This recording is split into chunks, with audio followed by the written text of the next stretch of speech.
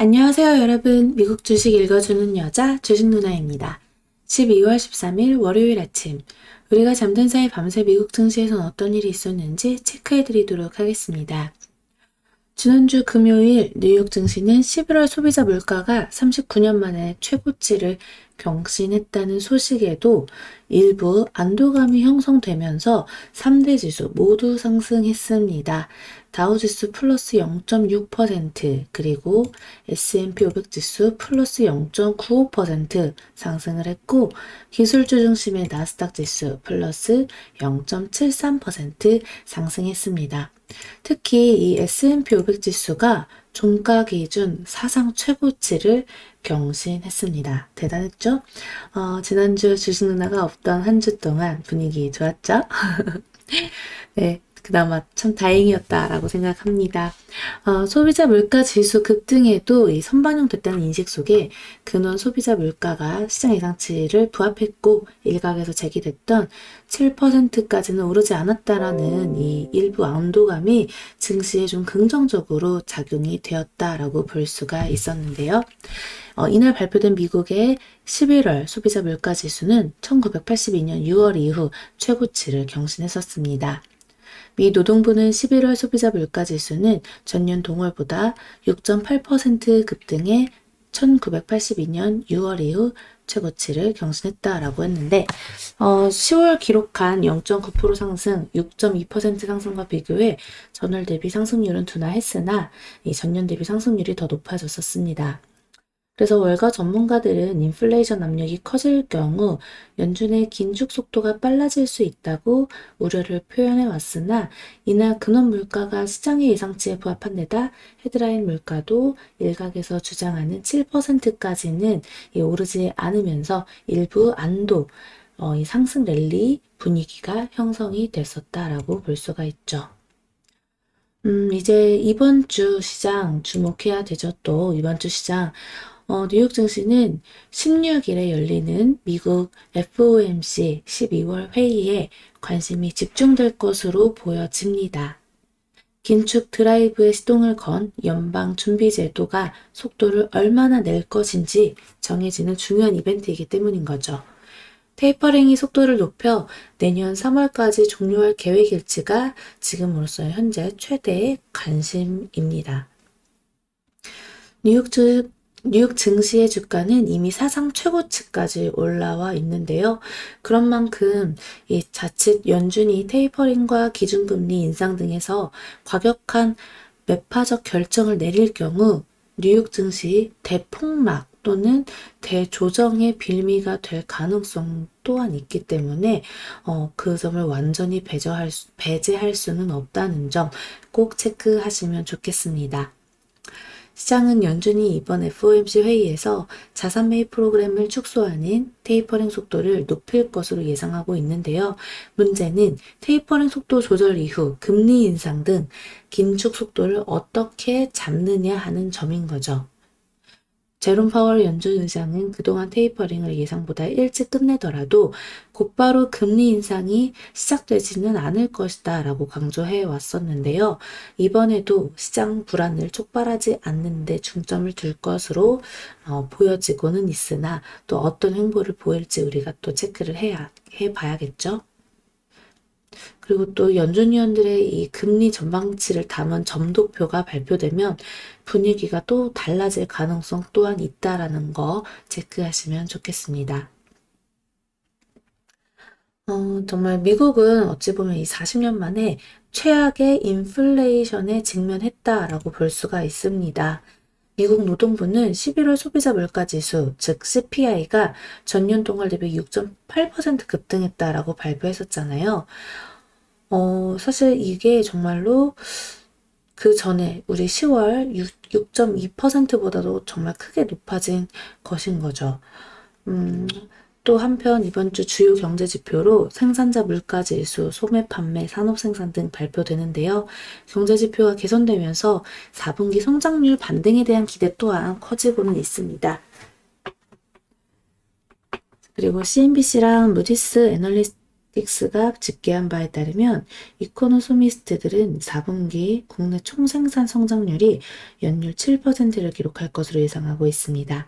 이는 지난 3분기 기록한 2.1%에서 아주 크게 반등한 것이죠. 그리고 또 이 소비자 물가 급등 속에서 페드는 결국 매파적 행보를 좀 강화할 것이지 않을까라고 전망되고 있습니다. 우리가 이제 FOMC 회의 14일, 15일 이틀 일정으로 열리거든요. 그때 이제 자산 매입 축소 일컫는 이 테이퍼링 일정이 어떻게 앞당겨질 것인지, 어떻게 될 것인지 흐름을 꼭 체크하는 게 현재로서는 매우 중요한 사안이 되겠습니다. 그리고 또 코로나19 확산세가 지속되고는 있지만 오미크론에 대한 우려가 완화되고 있는 점도 긍정적으로 좀 작용이 되고 있습니다. 최근 앤서니 파우치 국립알레르기 전염병 연구소 소장은 오미크론이 거의 틀림없이 델타 변이보다 더 심각하지 않다라고 강조를 했고요. 미국 화이자와 독일 바이오엔테크는 자사의 코로나19 부스터샷이 오미크론 변종 바이러스에 대해 높은 수준의 예방 효과를 제공한다라고 밝힌 바 있습니다. 그래서 지금 이제 다우지수랑 S&P 500 지수, 지수 정말 좋게 이끌어가고 있죠. 그걸 또 이끌어낸 게 바로 이제 애플과 마이크로소프트 등 대형주의 이 탄탄한 상승력이 아닐까 싶습니다. 애플 같은 경우 지금 2.8% 상승하면서 179.45달러에 마감이 되었는데요. 애플이 만약 이번 주에 183불을 찍는다. 그러면 와 진짜 사상 처음으로 3조 달러 시총을 앞두고 있는 것입니다. 3조 달러. 대단하죠? 시총만으로. 와. 그래서 지금 애플의 행보가 참으로 궁금하네요. 이때 조정 나올 때 우리 그런 얘기를 했었어요. 애플은, 전 개인적으로 이제 애플을 매우 좋아하는, 사람이다라고 언급하면서 조정 주면은 더 살 거다. 왜냐? 애플카에 대한 기대가 뭐 아직 시작도 안 한 것으로 저는 여겨진다라고 말씀드렸는데, 와, 이렇게 또, 연말 랠리를 또 보여줄지, 그동안 진짜 좀 어찌 보면 1년 동안 다른 종목에 비해서, 옆으로 되게 지지부진하게 움직였던, 종목이었는데, 연말에 이렇게 또 큰 상승폭 보여주네요. 애플 들고 계신 주주님들 너무 행복하실 것 같아요. 축하드립니다. 자, 이날 국제유가 한번 또 체크를 해볼게요. WTI. 네, 1월 인도분 가격, 지난 그 전거래일 대비 1.03% 상승한 71.67달러에 거래 마감되었습니다. 이 또한 이 오미크론 우려가 완화되고 또 달러도 약세를 보이면서 국제유가는 상승한 흐름이 나타났다라는 점. 뭐, 워낙에 지금 미국장이 좋았던 만큼, 뭐, 크게 하락한 종목도 뭐 눈에 띄진 않았어요. 뭐, 모더나처럼 좀 이제 바이오 쪽, 오미크론 완화 뭐 이야기 나오면서, 그럼 바이오 쪽 이제 그 코로나 관련주들은 어찌 보면은 이제 뭐, 주식난 개인적으로 국내장에서 코로나 관련주들은 더 이상 보진 않고 있죠. 예. 코로나 관련주보단 차라리 바이오주를 보고 싶다 하면 다른 그 이후 뭐 예를 들어 뭐 항암이라든가 뭐 다른 쪽 우리가 또다시 주목해 봐야 할 바이오 쪽으로 코로나 이후 시대의 바이오를 눈여겨보는 게 낫지 코로나랑 연결된 바이오주를 보는 거는 뭐 크게 재미를 볼 거라고 생각은 하진 않습니다. 지금 분위기도 뭐 워낙에 진짜 대형주뿐만 아니라 그러니까 기술주들이죠. 기술주뿐만 아니라 반도체며 소프트웨어 모두 다 지금 미국장에서 너무 좋은 흐름 가지고 가고 있어요. 우리나라 장에서도 삼성전자, 뭐 SK하이닉스를 비롯해서 이 계속해서 좀 상승 폭을 보여주고 있죠. 상승하는 흐름 나타내주고 있는 반도체 계속 어떻게 흘러갈지 보고 그리고 여기 뭐 소비재, 음식료, 유통 이쪽도 흐름 나쁘지 않고 자동차도 다행히 흐름 너무 좋게 가져가고 있습니다. 또 이제 지난주 금요일에는 이쪽 약간 항공 여행 이쪽이 그 항공 쪽이 그 골드만삭스에서 투자 의견 하향 소식이 나왔어요. 특히 사우스웨스트 항공. 그러면서 마이너스 3.76% 하락을 했는데 그 여파로 델타 항공이나 아메리칸 에어라인스 그룹도 뭐 0.83%이 정도 이제 하락을 하는 흐름이 나타났습니다. 하지만 이제 한국장에서도 분명 이제 여행항공 카지노가 반대로 오히려 지금 너무 바닥에서 좀 주춤거리면서 이제 움직였잖아요. 그나마 이제 더 이상 빠지지 않고 버텨줬는데, 이런 종목들은 더 멀리, 위드 코로나로 봤을 때, 아주 실적이 나오지도 않았고, 하지만 실적 반전이 나오는 그 순간 주가는 더 좋은 흐름 나타낼 수 있을 거라고 보여지기 때문에 이미 물리신 분들은 조금 더 천천히 멀리 보고 끌고 가시면 어떨까라는 생각이 듭니다. 뭐 코스트코라든가 오라클 이런 종목들 실적이 매우 좋게 나오면서 급등하는 흐름이 나타났어요. 역시나 주식에서 가장 기본은 실적이라는 거 꼭 체크하시면서 여러분들 흐름 보시면 좋겠습니다. 자, 국내 증시 코스피 3010포인트 이 정도에서 마무리됐었고요. 지난주 금요일 코스닥은 1011포인트에서 마무리되었습니다.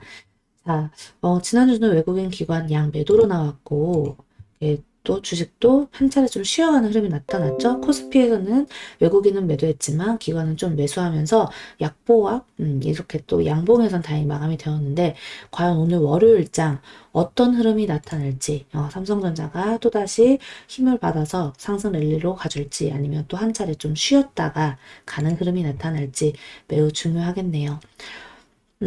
현대차도 이렇게 계속 아직까지는 옆으로 가고 있지만 자동차 쪽 섹터 절대 흐름 끊긴 거 아니고 이건 좀 더 멀리 보고 끌고 가면 더 좋은 수익률 챙길 수 있을 테니 여러분들 너무 급하게 생각하지 마시고 대형주들은 좀 천천히 본다 생각하시면서 꼭 엉덩이 무겁게 끌고 가셨으면 좋겠습니다.